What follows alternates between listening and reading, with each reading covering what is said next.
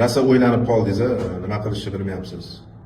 Kimni tushirsam ekan remont qilishga, remont patkiluvchi qidiryapsiz odam.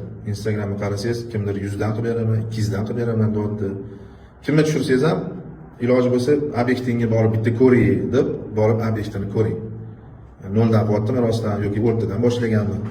Keyin do'g'rida ham puxta qilib oling, ya'ni nimalarni qilib berasan? Men hech narsa olib bermayman, bo'ldimi? Remont patkiluvchi hammasi bo'lsa ichidaman. Keyin mana men tashlagan videoni ko'ring, hozir men protsesslarni qo'yib boraman deb aytganman Instagramda. Mana shu obyektimnikini qo'yib boryapman 0 dan boshlab. Iloji bo'lsa mana shuni ko'rsatsangiz ham bo'ladi. Mana shu materiallardan ishlatasanmi san ham? Mana shunaqa qilasanmi? Lekin bilmadim. Unaqa narxga oldin ham aytganman. Nerealniy bo'lsa kerak, sifat. Tam bilmadim endi, balkim bor.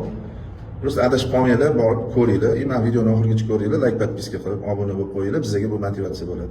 Bizga murojaat qilsanglar, biz interyerdan tortib, remont patkiluvchi qilib, ko'chirib olib kirib qo'yamiz.